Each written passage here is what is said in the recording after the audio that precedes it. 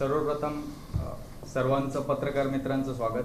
आजच्या पत्रकार परिषदेला आपले जे प्रमुख उपस्थिती आहेत विद्यार्थी काँग्रेस NSUIचे महाराष्ट्राचे अध्यक्ष सागर साळुंखे आणि युवक काँग्रेस मुंबई अध्यक्ष झीनत शबरीन आणि युवक काँग्रेसचे आमच्या प्रज्ञा लावले आणि पत्रकार बंधू आणि भगिनी. आपल्या सगळ्यांना माहितीच आहे की प्रेस नोटमध्ये आम्ही मेन्शनच केलं आहे की कशाबद्दल ही प्रेस घेतल्या जाते. सर्वात अगोदर तर मी दिल्लीमध्ये ज्या जेनझीजनी आणि देशभर ज्यांनी जोरदार आंदोलन केलं आणि या नाझीवादी हुकुमशाही सरकारला अक्षरशः गुडघ्यावर आणलं, त्यांचं सगळ्यांचं स्वागत करतो. लोकसभेचे विरोधी पक्षनेते, देशाचे नेते राहुल गांधी असेल किंवा जंतर मंतर आणि इतर जागेवर सगळीकडे देशभर आंदोलन करणारे जेनजी असेल, पालक असतील, त्यांचं हे सगळ्यांचं श्रेय आहे. मित्रांनो, आजची ही प्रेस कॉन्फरन्स याच्यासाठी आहे की आमचे जे NSUIचे जे पदाधिकारी आहेत त्यांनी देशभर वेगवेगळ्या कॉलेजेसमध्ये ते गेले, वेगवेगळ्या तालुक्यांमध्ये गेले, वेगवेगळ्या विद्यार्थ्यांना भेटले, पालकांना भेटले आणि युवकांना भेटले. आणि महाराष्ट्र राज्याचे जे शिक्षण मंत्री आहे दादा भुसे, त्यांची मार्कशीट विद्यार्थ्यांनी तयार केली आहे. महाराष्ट्रातल्या पूर्ण लाखो विद्यार्थ्यांशी संवाद साधून ही मार्कशीट तयार केली गेली आहे. काही विषय आम्ही त्याच्यामध्ये निवडले होते आणि ती मार्कशीट आज सगळ्यांसमोर आम्ही प्रकाशित करतोय आणि याच्या 1,00,000 प्रती महाराष्ट्रभर वाटल्या जाणार आहे.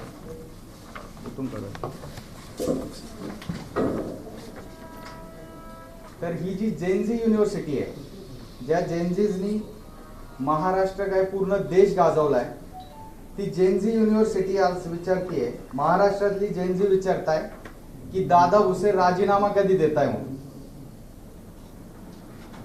ही मार्कशीट तुम्ही बघू शकता.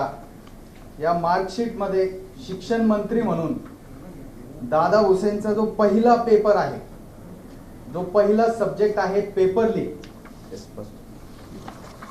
जो पहिला सब्जेक्ट आहे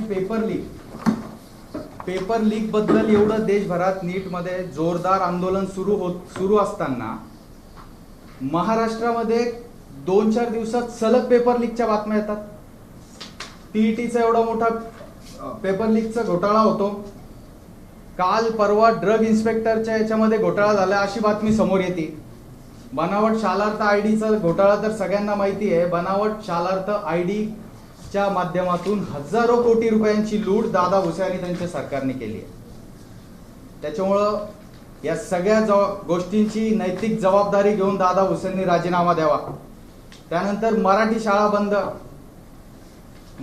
शाळा बंदचा अत्यंत भयावह डेटा माझ्याकडे आहे, तो तुम्हाला सगळ्यांना सांगतो. आतापर्यंत 17,500 मराठी शाळा या बंद होण्याच्या उंबरठ्यावर आहेत. 1200 पेक्षा जास्त मराठी शाळा या ऑलरेडी बंद झालेल्या आहेत.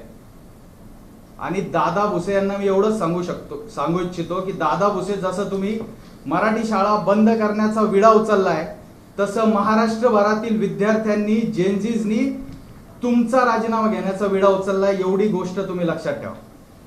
मित्रांनो, एक गोष्ट सांगतो की सरकारकडनं नेहमी सांगितलं जातं की मराठी शाळा का बंद करतायत, कारण पटसंख्या नाही आहे. जपानमधली एक घटना आहे. एक रेल्वे स्टेशन होतं.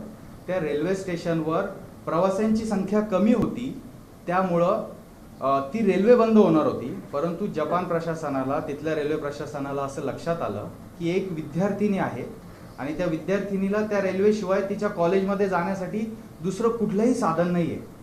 तर तिथे जपान गव्हर्नमेंटनी सलग 3 वर्ष ती पूर्ण ग्रॅज्युएट होईपर्यंत, मुलगी ग्रॅज्युएट होईपर्यंत एका पॅसेंजरसाठी त्या स्टेशनवरनं रेल्वे नेली आहे. आणि इकडं पटसंख्येच्या नावाखाली गरिबांच्या, वंचितांच्या, गावगाड्यातल्या, OBCच्या, SC ST, आदिवासी आणि एकूणच सर्व घटकातील वंचित समूहाच्या विद्यार्थ्यांनी शिकू नये, हे कट कारस्थान, हे षडयंत्र सरकारचे यामागे आहे. आणि पटसंख्येच्या नावाखाली विद्यार्थ्यांना शिकू द्यायचं नाही, असं एकूण यांचं सगळं धोरण आहे. ड्रॉपआउटचा रेट वर्षानुवर्ष, दिवसांदिवस वाढतोय. अहो, नीटसाठी आपण आंदोलन करतोय, पण नीट पर्यंत पोहोचले तर पाहिजे मुलं 12वी पर्यंत. त्याच्या अगोदरच ड्रॉपआउट सुरू आहेत. त्याच्यानंतर रोजगार दर नाशिकमध्ये आता काही दिवसांपूर्वी तुम्हाला ती घटना सांगतो. नाशिक ग्रामीण पोलीस भरतीच्या 380 जागांसाठी 96,900 उमेदवारांनी अर्ज भरलाय. कल्पना करू शकता का? म्हणजे ही आकडेवारी म्हणजे याचा हे किती आहे की एका जागेसाठी 0. म्हणजे पूर्ण जर मिळवलं तर 0.39% ही एम्प्लॉयमेंट तुम्ही जनरेट करताय का? त्याच्यामुळं पूर्णपणे हे अपयशी ठरलेलं आहे. पुढचं याविषयीचं शिक्षकांवरील दबाव असेल, इतर गोष्टी असेल, त्याविषयी प्रदेशाध्यक्ष सागर साळुंखे बोलतील. सर्वांना नमस्कार. मागे दिवसांपासून नीटच्या पेपरफुटीसोबत महाराष्ट्रातही TETचा पेपरफुटीचा विषय हा गंभीर पद्धतीने समोर आलेला आहे. ज्या पद्धतीने धर्मेंद्र प्रधान यांनी राजीनामा दिला आहे त्याची नैतिक जबाबदारी स्वीकारून दादा भुसे यांनीही राजीनामा द्यावा ही सर्वप्रथम आग्रही मागणीसाठी ही प्रेस आम्ही सगळी बोलवलेली आहे. मागील काही दिवसांपासून BLOच्या नावाखाली संपूर्ण शाळांमध्ये वर्ग हे ओस पडलेले आहे. सर्वच्या सर्व शिक्षक हे BLOच्या कामासाठी व्यस्त असल्यामुळे महाराष्ट्रातील प्राथमिक शिक्षक व्यवस्था ही पूर्णपणे मोडकळीस आलेली आहे. वर्गामध्ये शिक्षक नाही, त्यामुळे अनेक ठिकाणी विद्यार्थी बसून राहत आहेत किंवा त्यांना काहीच करता येईना गेलं. ही गंभीर परिस्थिती स्वतंत्र भारतानंतर महाराष्ट्राला या आता एवढ्या आधुनिक युगामध्ये बघावी लागते. ही मोठी शोकांतिका आहे आणि शिक्षकांना एवढा मोठा काम लावून शिक्षकांवरचा दबाव हा गंभीर आहे. नुकतीच आपण बघितली की मुंबईमध्ये एका शिक्षकाचे हार्ट अटॅकने तणावामुळे मृत्यू झाला आहे. तर आणखी तुम्ही किती शिक्षकांना ताण देणार? शिक्षकांचं काम हे फक्त शिक्षण देणं आहे. भारताच्या संविधानामध्ये जो मानवाला भारतीय नागरिकाला जगण्याचा अधिकार आहे की तो जगण्याचा अधिकार हा चांगल्या शिक्षणासोबतचा आहे, पण त्याचा शिक्षणाचा अधिकार काढून फक्त माणसाला जगण्याचा अधिकार देण्याचं काम हे सरकार करत आहे. यावर आमचा आक्षेप आहे. यापुढे येत्या 7 दिवसात जर दादा भुसे यांनी राजीनामा नाही दिला तर महाराष्ट्रातील सर्व समविचारी संघटनेसोबत आमचा संपर्क झालेला आहे. सगळ्यांशी चर्चा चालू आहे. सगळे या विषयाबद्दल सकारात्मकपणे पुढे जाण्यास तयार आहे आणि ही भूमिका घेऊन आम्ही सर्वजण जर त्यांनी राजीनामा नाही दिला तर तीव्र आंदोलन राज्यात उभा करू. आणि काही मुलींचे प्रश्न असतील किंवा याबाबतची आणखी भूमिका आमच्या सहकारी मुंबई प्रदेश युवक कांग्रेसच्या अध्यक्ष जिनत शबरीन या मांडतील. नमस्कार सभी को. सबसे पहले तो मैं कहना चाहूँगी और बधाई देना चाहूँगी आज देश के छात्रों और युवाओं को कि एक पड़ाव तक हम पहुँचे कि आज धर्मेंद्र प्रधान जी को अकाउंटेबल होना पड़ा और रेजिग्नेशन देना पड़ा. लेकिन अगर हमारे महाराष्ट्र के बहुत स्ट्रॉन्ग एजुकेशन मिनिस्टर को लगता है कि धर्मेंद्र प्रधान जी को मोहरा बनाकर कि मैं बच जाऊंगा, मैं अपनी कुर्सी बचा लूंगा, तो वो नहीं होने वाला. देखिए, TET के पेपर लीक होने पर जिस 6 लाख स्टूडेंट्स, टीचर्स इफेक्ट हुए, उसकी अकाउंटेबिलिटी दादा भुसे को लेना पड़ेगा. जहां TET पेपर लीक हुआ, जहां TET पेपर एग्जामिनेशन कैंसिल हुआ, तब से यूथ कांग्रेस और NSUI लगातार आक्रामक प्रदर्शन कर रहे हैं. लेकिन क्या दादा भुसे जी ने अकाउंटेबिलिटी ली? नहीं. क्या उन्होंने एक बार भी माफी मांगा? नहीं. आपने देखा होगा असेंबली में भी ऑपोजिशन ने उन पर सवाल किए, लेकिन फिर भी एक बार भी उन्होंने मॉरल रिस्पॉन्सिबिलिटी नहीं लिया. आज मैं बताना चाहूँगी, जो फीमेल स्टूडेंट्स है उनकी आप अवस्था देखिए. माध्यमिक शिक्षा क्लास 9 to 10 में ही पढ़ाई छोड़नी पड़ती है लड़कियों को. साल 2024-2025 में लगभग 10.3% लड़कियों ने क्लास 9 to 10 की पढ़ाई छोड़ दी. लड़कियों के अलग अलग शौचालय की कमी, टॉयलेट्स नहीं है अलग, ठीक है. महाराष्ट्र के 890 स्कूल्स में लड़कियों के अलग टॉयलेट की सुविधा नहीं है. 10वीं के बाद आगे की पढ़ाई में मुश्किलें, कहीं बाल विवाह का प्रॉब्लम हो, फाइनेंशियल बर्डन हो, जो भी हो, 10वीं के बाद हमने परसेंटेज देखा है कि लड़कियों के पढ़ाई में बहुत ज़्यादा अंतर है.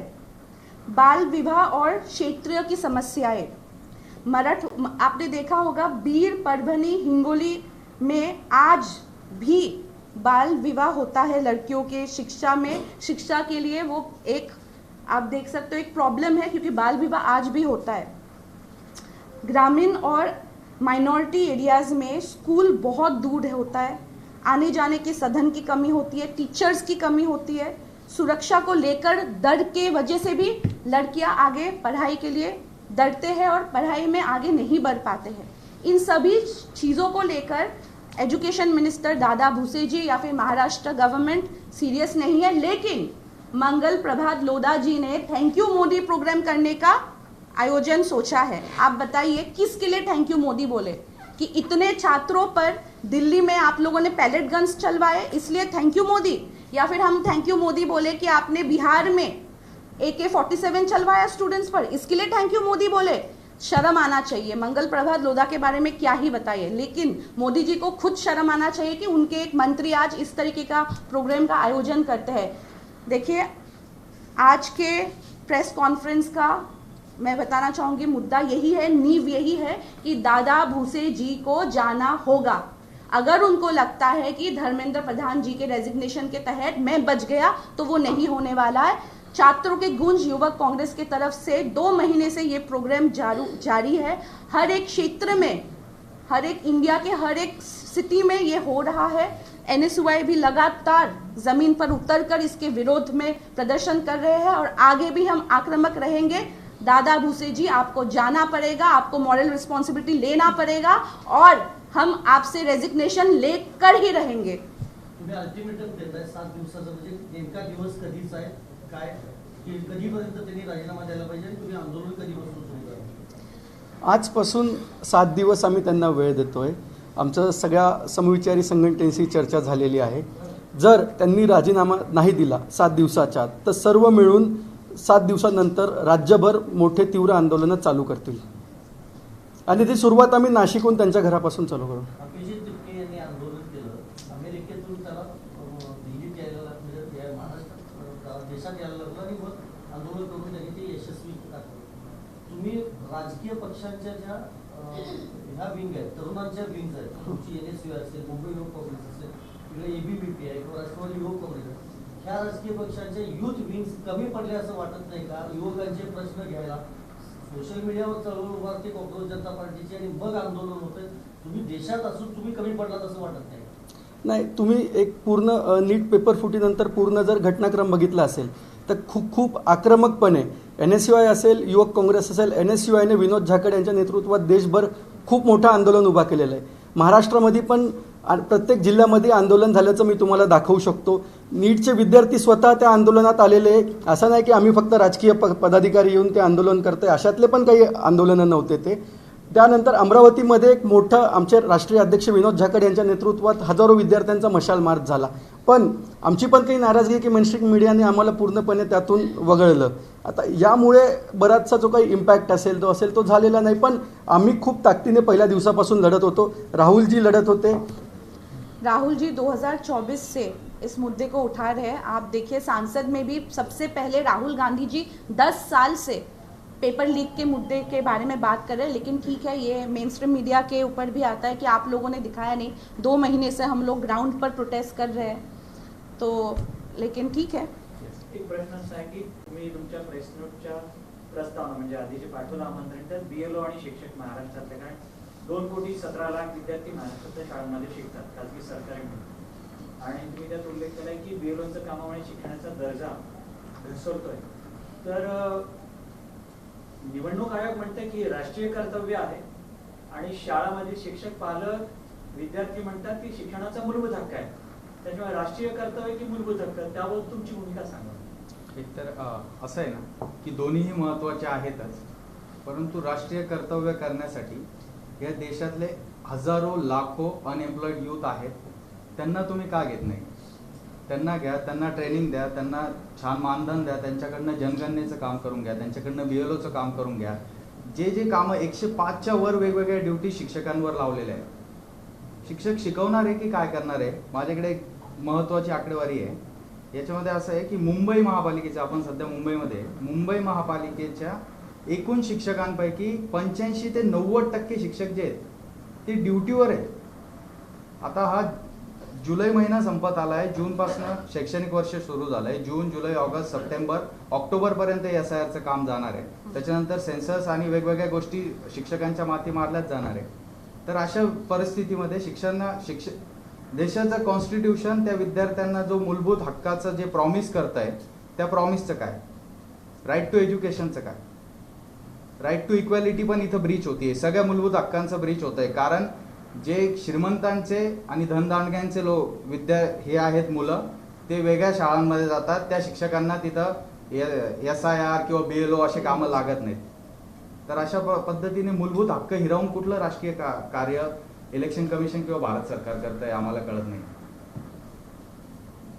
सर, मोठ्या प्रमाणात गुन्हे दाखल झालेले आहेत त्यामुळे आंदोलन करताना त्यांच्यासाठी आपण काय करतो? ऑलरेडी भारतीय युवक काँग्रेस असेल, NSUI असेल, आम्ही एक हेल्पलाईन त्यामध्ये आमच्या सोशल मीडिया हँडल्सवरती किंवा सगळ्यांनी पोस्ट केलेली आहे.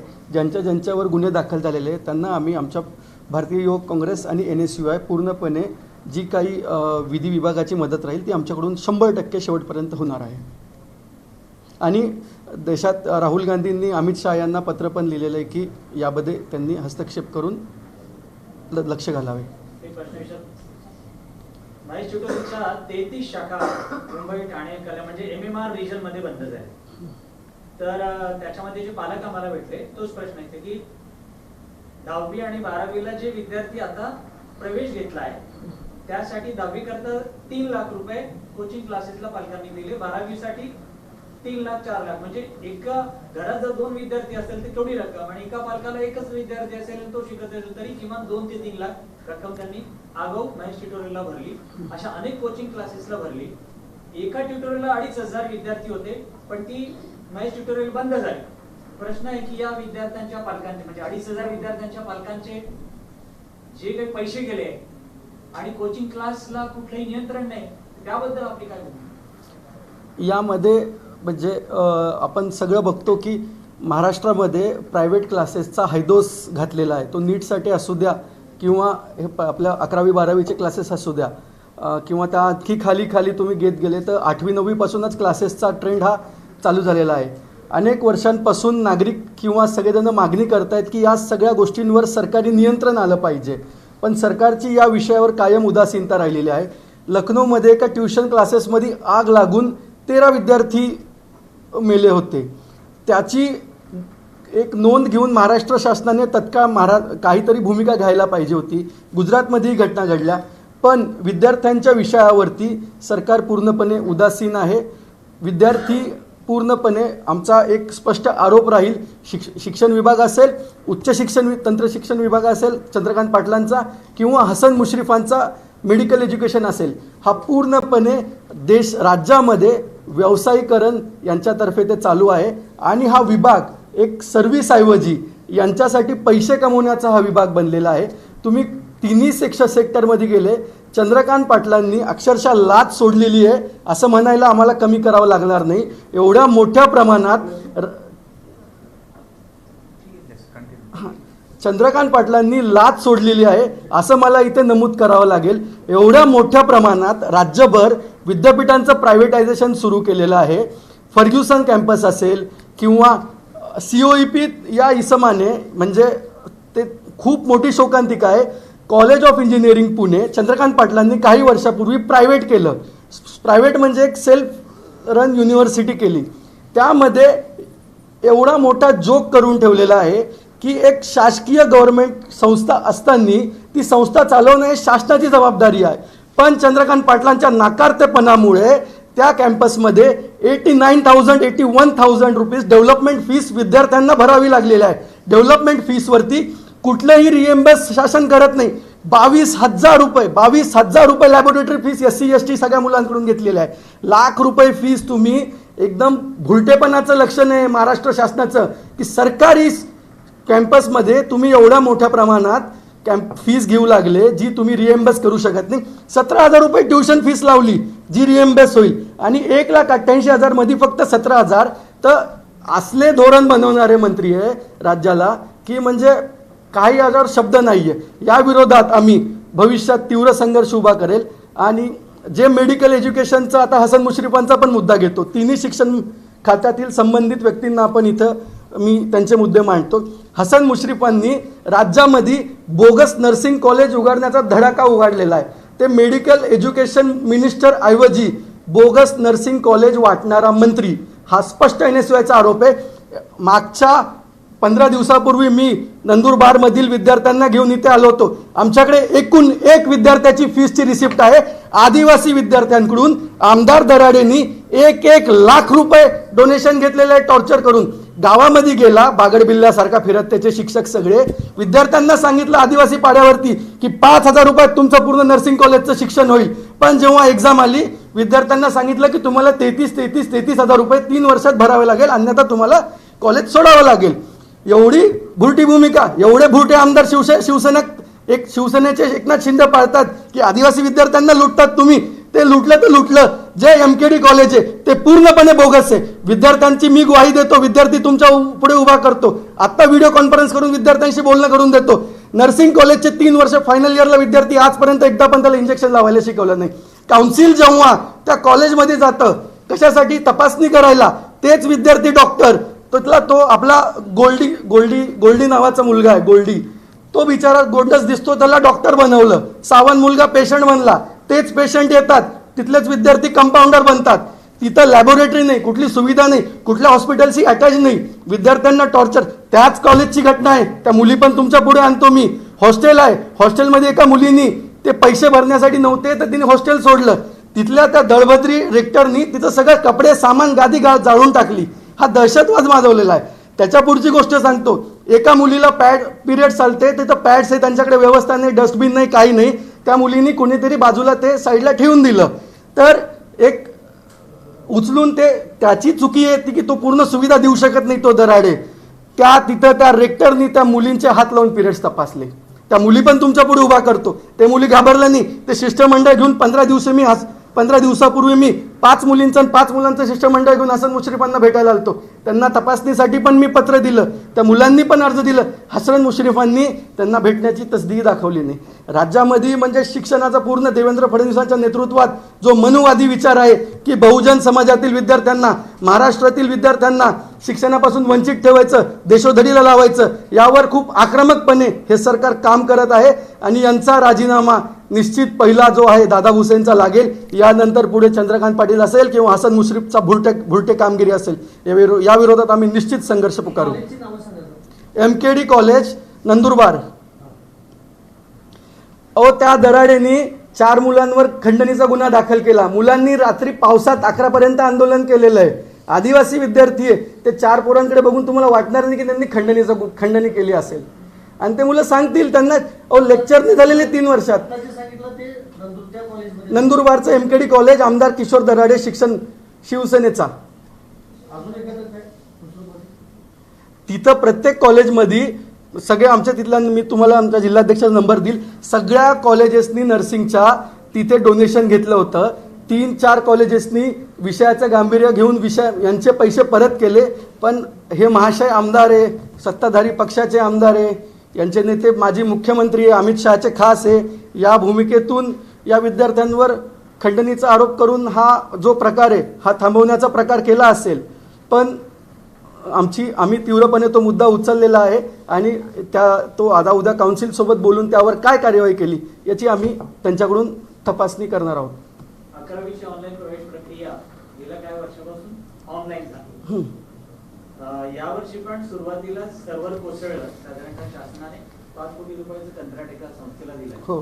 तर त्या शासनाच्याच अधिकाऱ्यांनी नाव न सांगण्याच्या अटीवर सांगितले की या सॉफ्टवेअर कंपनीला अनुभव नाहीये, त्याच्यामुळे विद्यार्थ्यांना सुरुवातीला भयंकर त्रास झाला. पालकांना एकूण 16 लाख विद्यार्थ्यांनी नोंदणी केली. त्यापैकी 13 लाखांचे प्रवेश झाल्याचा दावा शिक्षण विभागाचे संचालक करतायत.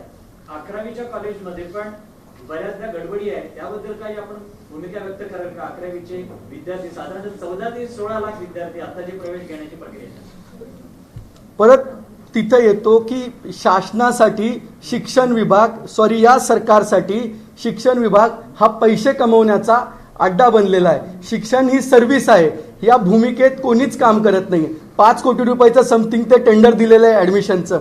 गरज काय? जेव्हा तुमच्याकडे एकदम सुरळीत ॲडमिशन प्रक्रिया असेल, विभागवाईज ॲडमिशन प्रक्रिया असेल, महाराष्ट्र एवढा मोठा आहे, यामध्ये काम करणं म्हणजे डिसेंट्रलाइज जेवढं राहील तेवढं चांगली गोष्ट असती.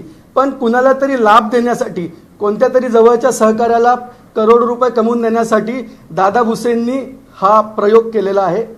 त्यामुळे राज्यातील विद्यार्थ्यांना आज 4 महिने झाले अकॅडमिक इयर सुरू होऊन, तरी पण 3 ते 4 लाख विद्यार्थ्यांचे 11वीमध्ये ॲडमिशन झालेले नाही. हा आजचा यांचा नवीन महाराष्ट्र म्हणता येईल देवेंद्र फडणवीसांच्या नेतृत्वातला. म्हणजे लाडक्या बहिणीची काळजी आहे, पण लाडक्या भाच्या भाचींचं पूर्ण जीवन उद्ध्वस्त करण्याचं काम देवेंद्र फडणवीसांनी केलेलं आहे.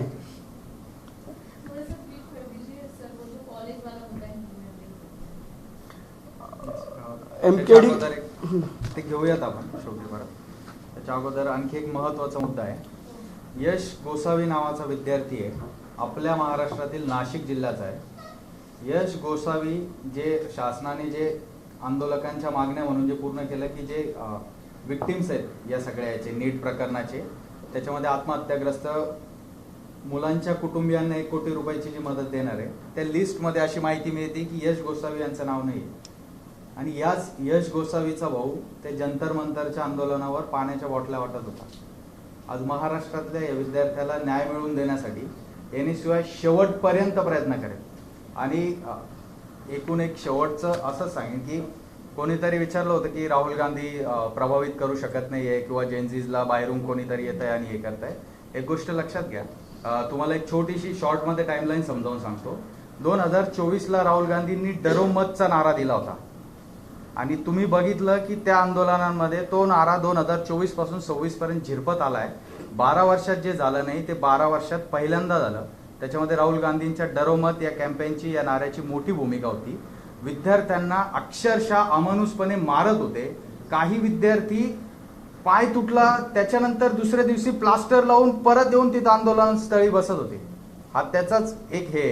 त्याच्यानंतर यांनी खूप प्रयत्न केले शासनाने, हिंदू मुस्लिम करायचा वाद केला, रिझर्वेशन अँटी रिझर्वेशन अशी बायनरी करायचा प्रयत्न केला, परंतु कुठलाही द्वेष हे इथं पसरवू शकले नाही. कारण राहुल गांधींची जी मोहब्बत की दुकान आहे ते आता मोहब्बतचा मॉल झाला आहे आणि जेनझीजनी तो केलाय असं आमचं स्पष्ट मत आहे आणि ते दिसतच आहे. आणि आणखी एक महत्वाचं की महाराष्ट्राच्या विधानसभेमध्ये विरोधी पक्षनेता नाहीये. लोकसभेत राहुल गांधी आहेत, भांडतायत, आजही तिथं ते विद्यार्थ्यांच्या प्रश्नासाठी भांडतायत, संसदेमध्ये गदारोळ सुरू आहे. पण महाराष्ट्राला विरोधी पक्षनेता नाहीये. तर आज या प्रेस कॉन्फरन्सच्या माध्यमातून, NSUIच्या माध्यमातून, युवक काँग्रेसच्या माध्यमातून मी हे अनाऊन्स करतो की महाराष्ट्राला विरोधी पक्षनेता जरी नसला तरी महाराष्ट्रातला प्रत्येक जेनझी, महाराष्ट्रातला प्रत्येक विद्यार्थी हा आता विरोधी पक्षनेता आहे. तुम्हीच आता विरोधी पक्षनेते आहात आणि तुम्हालाच ही सगळी व्यवस्था आपल्याला सगळ्यांना मिळून हे करायची आहे. आणि शेवटी दादा भुसेंना एवढंच सांगतो, दादा भुसे लक्षात ठेवा, राजीनामा तर तुम्हाला द्यावाच लागेल. महाराष्ट्राच्या इतिहासात आजपर्यंत जेवढा बुलंद आवाज आणि जेवढं आक्रमक आंदोलन महाराष्ट्राने बघितलं नसेल, तेवढं आक्रमक आणि तेवढं बुलंद आंदोलन महाराष्ट्र NSUI तसेच सगळ्या समविचारी संघटनांना सोबत घेऊन आम्ही करून दाखवू आणि तुम्हाला राजीनामा तर द्यावाच लागणार आहे. त्यानंतर आणखी एक गोष्ट मी नमूद करतो. आता गोंधळ चाललेलाच आहे. CBSE पेपर तपासणीचा गोंधळ झाला की तीच कंपनी महाराष्ट्रामध्ये जे डिप्लोमाचे इंजिनिअरिंग कॉलेज आहेत त्यांचे ते पेपर डिजिटाईज तपासता वगैरे, त्याच्यावरती त्यांनाच ते कॉन्ट्रॅक्ट भेटलेलं आहे, जे दिल्लीच्या कंपनी, हैदराबाद बेस्ड कंपनी आहे. त्यांनी आत्ता 4-5 दिवसापूर्वी डिप्लोमाचा रिझल्ट लागलेला आहे. मी झाल्यावरती तुम्हाला सगळं उत्तरपत्रिका फोटोकॉपी देणार आहे. एक प्राथमिक गोष्टीवर मी एक उत्तरपत्रिका ही माझ्या मोबाईलमध्ये आहे की दोघांचे उत्तर सेम आहे, काहीच चुकीचं नाही. त्या मुलाला 4 उत्तरं द्यायचे होते, त्याच्यापैकी 4 असं होतं, त्यांनी उत्तर असं दिलेलं आहे की केमिकल वेपर, त्याच्या particles, chemical vapour, dust, smoke आणि हार्मफुल इंडस्ट्रियल गॅस. या विद्यार्थ्याला पूर्ण 2 मार्क दिलेले. आता 4 दिवसापूर्वीचा रिझल्ट आहे. पूर्ण 2 मार्क दिलेले या विद्यार्थ्याला. आणि तिथंच कोणता आता नशीब खराब असलेला विद्यार्थी हा नाही, डिप्लोमा इंजिनिअरिंगचा आहे. त्यात सगळ्या पेपरमध्ये गडबड झालेली ही CBSE सारखी. दुसरा एखादा आता त्याचं नशीब खराब आहे, त्यात सेम उत्तर दिलेलं आहे, केमिकल वेपर, डस्ट, स्मोक आणि हार्मफुल इंडस्ट्रियल गॅसेस. त्या मुलाला इथे 0 मार्क दिलेले. आणखी माझ्याकडे फोटो कॉपीज आहे, पूर्ण बरोबर उत्तर लिहिलेलं आहे, ते तपासलेलंच नाही आहे. तर कुठलाच मंत्री सिरियस नाही आहे. म्हणजे याचा अर्थ की तुम्ही विद्यार्थी तर मला मार्क दिले गेले पण सेम उत्तर पण तुम्हाला नाही दिलंय. एक मुलांनी लिहून पण दिलं नाहीये. म्हणजे मर्जीवरती मूडवरती मार्क दिल्याचा प्रकार तो दिसतोय. कुठलाच धाक या व्यवस्थेला राहिलेला नाहीये आणि त्याचं पूर्ण जबाबदारी आहे शिक्षण मंत्री दादा भुसे आणि मुख्यमंत्री देवेंद्र फडणवीस या दोन लोकांची.